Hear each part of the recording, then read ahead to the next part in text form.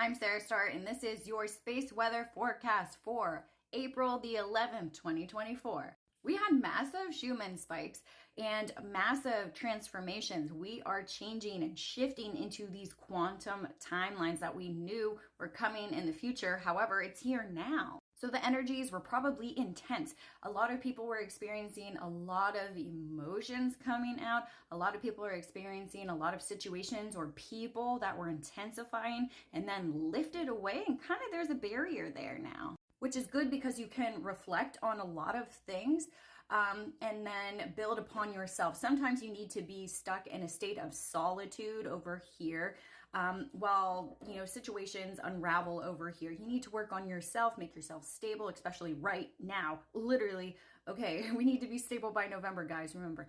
Okay, so stability is needed, clarity is coming, and it's good because our Gemini moon today is going to help lighten the energies on our physical bodies, which we know we're begging for, please.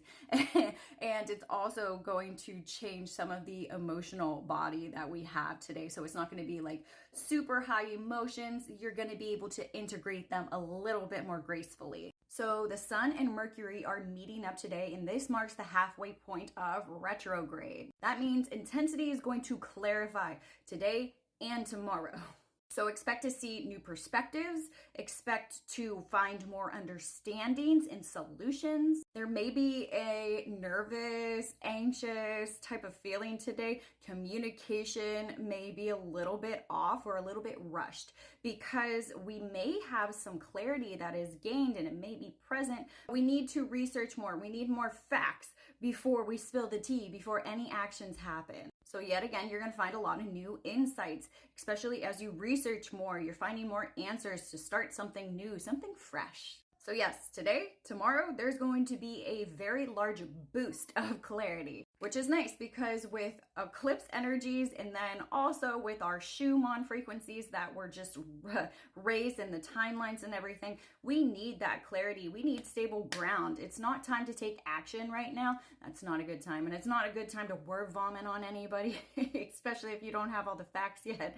So just slow down, observation day. But how do you guys feel? Did you feel the Schumann frequency? What timeline are you on? I'm noticing a much lighter energy ever since the eclipse passed. It was a really just interesting wave of energy as it began throughout the day. Actually, the very beginning of the day, it was intensifying. It got to that point and it just released. And I feel this lightness. I don't know if you guys feel this.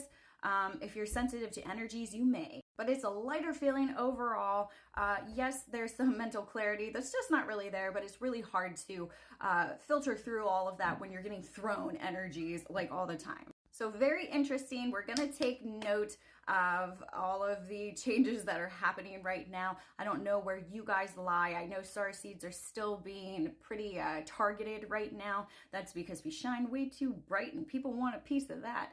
But I also believe that we are on the correct path right now. It feels right. To me, it feels right. And I'm sure that the majority of you are feeling that as well, although some negative things are going to happen. We are not completely out of 3D. We still have lessons to learn and all of that fun shit. And with that being said, let's just take a look at the sun. It's pretty low, pretty slow, still pretty quiet, but we do have an old region that is going to be returning, and it looks pretty large. Here is a look at our sun today. So we still have 4 sunspot regions on the sun. Most are still very stable, although 3 of them have gained more magnetic complexity. Now we're going to look at 2 of these regions, and we're also going to take note right here, the circled region right here. That's our old region 3615, and it is large, and it is sending off a lot of C-class flares, although that's off of the east side of the limb, so we're not going to get any of it. But that just shows that there is something to this region right now. But let's take a look at 3634 and 3635. This is 3634. Notice it has gained a gamma component to it. It has went up in size. This is being kind of compressed together more so than spreading apart. But our percentages are still very low. Like I said, none of the sunspot regions are very significant or like really noteworthy at all. But hey, I have to show you something. So here's this one. 40% chance of having some C-class flares from this region. And this is 3635. This is a newer sunspot region, also gaining a gamma component. Very small chance of having pretty much anything, 15% chance of having a C-class flare from this region. It has went up in the number of sunspots, a little bit up in size, but yet again, nothing is phenomenal, guys. And you can see here through our chart yesterday, we were getting a couple of C-class flares from these regions here. 3629 is now headed off of the limb of the sun. It's gone. Now, all of these C-class flares here, these are from the outer limbs of the sun. None of those sunspot regions that have been numbered, but this is pretty much from 3615. We also are having some flares from the western side of our limb of the sun, but the majority of the light's coming from that new region. And you can see how close this region is now to getting a glimpse, a little bit of a glimpse of what it's going to look like on the east side of our limb in the next couple of days. 3615 is very, very large, and it seems to be a little bit more active, definitely, than the other ones. And it will be met with 3614 that will be also turning on to the sun at the same exact time. Now, we do have two coronal holes that are Earth facing. They're going to pick up a little bit of those solar wind speeds, and it's going to create a tunnel that is directed towards Earth. So we are going to have some of these. We have a positive polarity that is ongoing today and waning tomorrow, and then we have another negative polarity that is going to be incoming for the next couple of days, and then it's just going to die down until we get a glimpse at 3615. Which you can see on this side of the limb, 3614, the very bright region up here, 3615, just a little bit more past that. Next couple of days, we'll see a lot of bright light coming from these regions. So we have a lot of potential here coming up. We had a good timeout, not really a timeout because we had a solar eclipse in our Schumann spikes, and then we have the conjunction with Jupiter and Uranus coming up, which might coincide with these. So we'll keep that also in mind too. That might have a big factor in what is going to play out in the future. It's a huge conjunction. It's not going to happen for a very long time. So we're going to wait for that one. That is on April the 20th. But our solar wind speeds are around 440 at the moment. Density is around a 5. Very low, very slow, very quiet for the moment.